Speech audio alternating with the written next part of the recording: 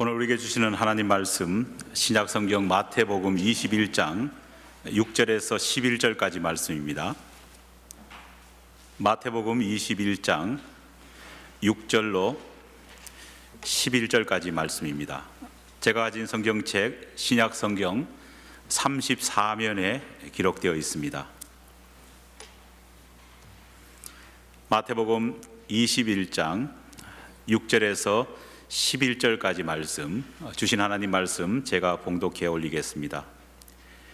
제자들이 가서 예수께서 명하신 대로 하여 나귀와 나귀 새끼를 끌고 와서 자기들의 겉옷을 그 위에 얹음에 예수께서 그 위에 타시니 무리의 대다수는 그들의 겉옷을 길에 펴고 다른 이들은 나뭇가지를 베어 길에 펴고 앞에서 가고 뒤에서 따르는 무리가 소리 높여 이르되 호산나 다윗의 자손이여 찬송하리로다. 주의 이름으로 오시는 이여 가장 높은 곳에서 호산나 하더라. 예수께서 예루살렘에 들어가시니 온 성이 소동하여 이르되 이는 누구냐 하거늘 무리가 이르되 갈릴리 나사렛에서 온 선지자 예수라 하니라. 아멘. 탈무드에 나오는 이야기 가운데에 이런 이야기가 있습니다. 한 남자가 임종을 맡게 되었습니다.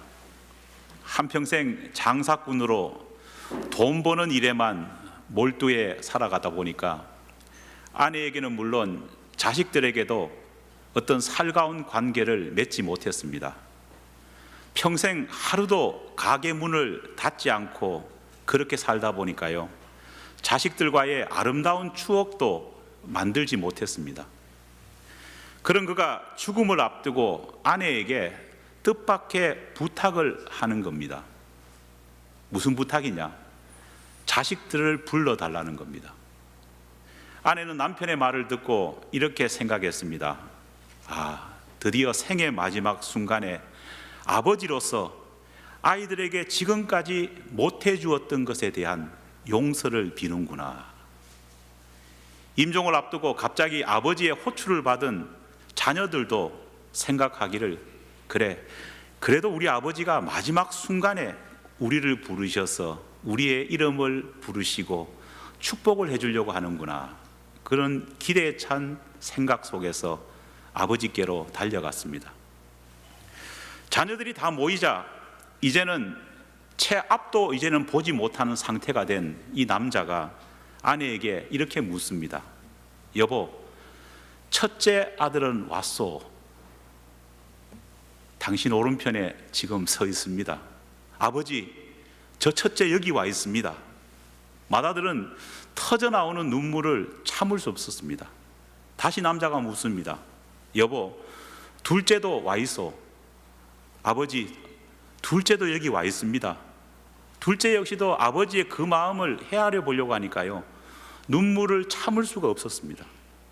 정말 숨소리조차 크게 들릴 만큼 경건해 보이는 그 자리에서 임종을 앞둔 이 남자는요, 셋째와 넷째와 다섯째와 여섯째의 이름을 차례로 부르면서 이곳에 와 있는지를 물었습니다. 그리고 마지막에 막내가 와 있는지를 이 남자가 아내에게 묻습니다. 그러자 아내가 말합니다. 여보, 물론 우리 막내도 여기 와 있어. 아버지, 저도 와 있습니다. 그런데 갑자기 막내가 와 있다는 소리를 들은 남자가요, 버럭 고함을 치면서 화를 내기 시작합니다. 여러분, 이 남자가 왜 화를 냈는지 아십니까? 남자는 분노하면서 이렇게 말했다고 합니다. 너희들이 여기 다 와 있으면 지금 가게는 누가 지키고 있느냐? 동상이몽이라고 하는 말이 있습니다. 한 가족이 한 장소에 모여 있지만은요, 안타깝게도 서로 생각이 다른 겁니다. 서로 기대하는 것들이 다르다는 겁니다. 오늘 본문 말씀을 보면은요, 동상이몽이라고 하는 이 말이 생각날 만큼 안타까운 사건이 오늘 현장에서 벌어지고 있습니다. 오늘은 종료주일입니다. 종료주일은 여러분들 다 아시는 바와 같이 예수님께서 십자가를 지시기 위해서 예루살렘으로 입성하셨던 일을 기억하는 그런 주일입니다. 우리가 잘 아는 대로 나귀를 타시고 예루살렘 성을 걸어가신 이 사건은 인류 구원을 위한 주님의 고난의 첫걸음이라 그렇게 말할 수 있습니다. 사실 십자가에서 우리 죄를 사해 주시기 위해서 죽으러 가시는 주님의 그 길은요, 정말 무겁고도 슬픈 그런 사건 아닙니까? 하지만 예수님과 제자들은 예루살렘 성문을 통과하자마자 전혀 예상치 못했던 광경과 맞닥뜨리게 됩니다. 죽음을 향해 가는 외로운 길입니다. 슬픈 길입니다. 그런데 예상 밖에도 이 죽음의 길을 걸어가기 위해서 예루살렘 성문을 통과했는데 그 성 안에서는 수많은 사람들이 길가로 나와서 나귀를 타고 예루살렘으로 입성하시는 예수님을 환호하면서 기다리고 있었다는 겁니다. 심지어 그들은 호산나라고 외치면서 자기 겉옷을 벗어서 예수님이 걸어가시는 길에 깔고, 또 어떤 사람은 종려나무 가지를 꺾어서 역시 길에 깔고, 오늘 본문에 보니까요, 어떤 사람은 앞서가고 어떤 사람은 뒤서가면서 호산나 다윗의 자손이여 찬송 받으시옵소서 경배하고 찬양하는 모습을 보였던 겁니다. 말 그대로 예상치 못한 격한 환영을 예수님과 제자들이 받은 겁니다. 이런 환영은요, 당시 이스라엘을 지배하고 있던 로마 총독 본디오 빌라도도 받지 못했던 그런 엄청난 환영이었습니다. 또 얼마 전에 로마 군인들이 이 예루살렘을 점령하기 위해서 점령군으로 도착했을 때도요, 그들은 무력으로 이런 환영을 받아보려고 시도했지만은요, 자존심 많은 유대인들은요 따라주지 않았습니다. 콧대 높고 고집센 유대인들은요 이런 이방인의 요구를요 단호하게 거절했습니다. 그런데 이 콧대 높은 유대인들이 한마음 한뜻이 되어가지고 호산나를 외치면서 예수님을 열렬하게 환영을 하고 있는 겁니다. 무엇이 그 많은 사람들을 모이게 했을까요? 무엇이 열렬한 이런 환호를 만들어내게 한 것일까요? 무엇이 무력으로도 복종시키지 못한 이 유대인들을 자발적으로 그곳에 불러 모았고 그들이 예수님을 향해서 호산나라고 외치게 만든 것일까요? 사실 이 질문에 대한 해답은요, 사람들이 목이 터져라 외쳤던 함성, 외침, 바로 이 호산나라고 하는 말 속에 그 해답이 들어 있습니다. 여러분, 호산나가 무슨 뜻인지 아십니까? 호산나는 시편 118편 25절에 나오는 히브리어 호시아나의 그 말을 헬라어로 음력한 것이 바로 호산나입니다. 호시아나를 헬라어로 음력해서 호산나라고 말합니다. 호산나의 뜻은 지금 구원하여 주시옵소서, 지금 구원하여 주시옵소서, 그런 뜻을 가지고 있습니다. 그런데 이 호산나라는 말은 호세아라고 하는 발음으로도 불려지기도 합니다. 여러분, 호세아, 어디서 많이 들어본 이름, 어디서 많이 들어본 단어 아닙니까? 창녀 고멜을 사랑으로 품었던 그 사랑의 선지자, 바로 그 사랑의 선지자의 이름이 뭡니까? 호세아 선지자입니다. 모세의 뒤를 이어가지고 이스라엘 백성들을 가나안 정복의 그 과업을 완성했던 바로 우리말 성경에 여호수아라고 번역되어 있는 그 여호수아의 본명이 뭐였느냐? 바로 호시아, 바로 호세아였습니다. 그런데 성경에는 또 한 사람의 호세아가 있습니다. 바로 예슈아라고 불렸던 예수님입니다. 예수님의 이름 예시야 역시도 호세아와 호산나와 같은 똑같은 어원과 똑같은 뜻이 포함되어 있습니다. 그 뜻이 뭡니까? 구원이라고 하는 뜻입니다. 그날 예루살렘 성내를 가득 메운 사람들은요, 나귀를 타고 입성하시는 예수님을 보면서 호산나, 즉 호세아를 목이 터져라 외치면서 불렀습니다. 그런데 문제는 주님을 바라보면서 그들이 부르고 고대했던 이 호세아라고 하는 이름, 그 이름을 부르면서 그들이 생각하고 있는 인물의 모습이 똑같았느냐? 서로 달랐다는 겁니다. 한 무리의 사람들은요, 나귀를 타고 그들 앞에 지나가시는 예수님을 보면서요, 가나안 땅을 정복했던 조상 호세아, 우리말 성경에 여호수아를 생각하고 있었습니다.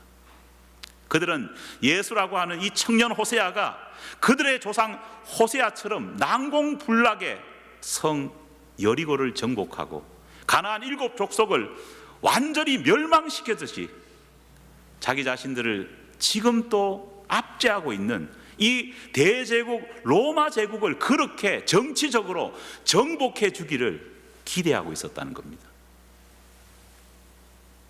그들은 생각했습니다. 베세다 언덕에서 장정만 5,000명을 먹이신 예수님의 그 기적, 또 다른 날에는 장정만 4,000명이나 풍족하게 먹이신 그 예수님의 능력만 있다면, 다시 한 번 더 그 기적이 공개적인 장소에서 일어난다고 한다면요, 아마 로마 제국주문 쉽게 무너뜨릴 수 있는 수십 수백만의 반란군들을 규합할 수 있다, 그렇게 기대했습니다. 또 다른 부류의 사람들은요, 예수님을 바라보면서 그들에게 상상할 수 없는 권세를 줄 만한 그런 호세아로 생각하고 있었습니다. 주로 이런 생각은 어떤 사람들이 했느냐? 예수님의 제자들이 그렇게 생각했습니다. 우리가 잘 아는 것처럼요, 마태복음 20장 17절 이하의 말씀을 보면은요, 예수님께서 3번째로 내가 십자가에서 곧 죽게 된다, 순한 예고를 제자들에게 공개적으로 하십니다. 예수님께서 인류를 위해서 이제 곧 죽게 된다는 이야기를 제자들이 들었습니다. 그런데 성경에 보면은요, 주님의 이 슬픈 이야기, 주님의 이 고난 이야기를 들은 제자들은요, 이야기를 들은 직후에 굉장히 이해할 수 없는 황당한 짓을 합니다. 여러분, 그게 뭡니까? 선생님이, 주님이 십자가상에서 처절하게 죽을 것이라고 하는 이야기를 듣고도요, 슬퍼하거나 걱정하거나 어떻게 해야 될지 모르겠다며 기도하기보다는요, 그들은 뭘 했느냐? 청탁을 했습니다. 세베대의 아들 야고보와 요한은 그의 어머니의 손을 잡고 예수님께 와서 십자가 사건이 이 땅 가운데에 이제 곧 펼쳐진다는 것을 듣고도, 야, 십자가 사건이 벌어지면 이 땅에 저 능력 많으신 예수님이 예수의 왕국을 건설할 것이다, 그렇게 생각하면서 자신의 아들들이 다른 제자들보다 앞서서 이 왕국의 권세자가 되기를 예수님께 공개적으로 청탁을 했다는 겁니다. 그런데 흥미로운 것은 이런 청탁이 요한과 야고보만 했느냐, 이런 청탁하고 싶은 마음이 그들에게만 있었느냐, 그게 아니라는 겁니다. 흥미로운 것은 두 제자의 이러한 청탁, 이 제자의 어머니의 이러한 어리석은 행동을 보고 다른 제자들이 어떤 반응을 보였느냐입니다. 정말 슬픈 것은 이 철없는 어머니의 자식 사랑, 이 어처구니 없는 제자들의 청탁을 바라보면서요, 마땅히 예수님께 3년이나 배운 제자라면요, 그들의 어리석은 행동을 꾸짖고 어떻게 그럴 수 있느냐? 주님께서 이제 고난당하시는데 우리가 기도하면서 주님의 힘을 도와드려야 되지 않겠느냐, 이렇게 권면해도 뭐한데? 나머지 제자들이 어떻게 했느냐? 혹시라도 예수님이 야고보와 요한의 어머니의 그 청탁에 넘어가 가지고 진짜 좋은 자리를 그 두 사람에게만 먼저 줄까 싶어 가지고요, 나머지 제자들도 완전하게 주님 앞에 청탁을 해야 될 것 같아, 그런 생각하면서요 굉장히 들끓어오르기 시작했다는 겁니다.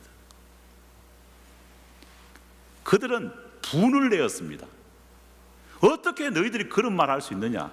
이 말은 말도 안 되는 이런 청탁을 했기 때문에 분낸 것이 아니라, 어떻게 너희들이 나보다도 먼저 그런 일을 먼저 말할 수 있느냐? 자신들이 낮은 지위를 얻을까 싶어서 낸 분노였다는 겁니다. 예루살렘 사람들이 외치는 호산나, 즉 호세아라고 하는 이 열광 속에서 그들은요 정말 사랑의 선지자, 구원의 선지자, 그 호세아 선지자와 같은 그 구원의 선지자의 모습을 예수님 가운데서 발견하고 찾으면서 자기 자신의 추악한 모습을 용서받는 것을 감사히 생각하기보다는요, 어떤 사람들은 권력을 잡으려고, 어떤 사람들은 이 정치적인 압제에서 벗어나기 위해서 황제 같은 호세아, 그리고 권력자 같은 호세아를 예수님의 입성을 바라보면서 기대하고 있었다는 것입니다. 답답한 이 동상이몽이 판치는 곳에서 우리 예수님, 메시아이신 이 호세아는요 묵묵히 십자가를 지시기 위해서 자기 자신의 길을 걸어가셨습니다. 어떤 왜곡, 어떤 오해, 어떤 곡해가 있을지라도 우리 주님께서는 자신이 짊어져야 할 십자가를 향해서 꿋꿋이 걸어가셨습니다. 그날 그곳에는 예수님을 보기 위해서, 예수님을 자기의 어떤 삶의 구심점에 삼기 위해서 수많은 사람들이 모였습니다. 우리가 성경 읽어봐도요 그 열기가 얼마나 뜨거웠는지 우리는 알 수 있습니다. 아니, 요즘에 어느 정말 아이돌 그룹의 콘서트장을 방북해 할 만큼 호산나 호산나를 외치면서요 그 뜨거운 열기가 그 자리에서 펼쳐졌습니다. 그러나 여러분, 분명히 기억해야 될 것이 있습니다. 아무리 많은 사람이 모였다고 할지라도, 아무리 그 사람들이 열광하고 기뻐한다고 할지라도 방향과 목적이 바르지 못한다면 그것은 오히려 비극이 될 수밖에 없다는 사실을 기억해야 합니다. 사랑하는 여러분, 오늘 또 수많은 교회에서 주님의 입성을 기억하면서 호산나를 외칠 겁니다. 여러분 역시도 삶 속에서 호산나, 호세아를 찾을 겁니다. 그러나 과연 여러분들이, 그리고 이 시대 교회가 찾고 있는 호세아는 누구입니까? 이 시간 우리가 조용히 생각해 봐야 될 줄 믿습니다. 오늘 내가 찾고 있는 그 호세아, 그 호세아는 어떤 호세아인지 오늘 이 하루만이라도 깊이 묵상하는 저와 여러분 되기를 간절히 축원합니다. 기도하겠습니다.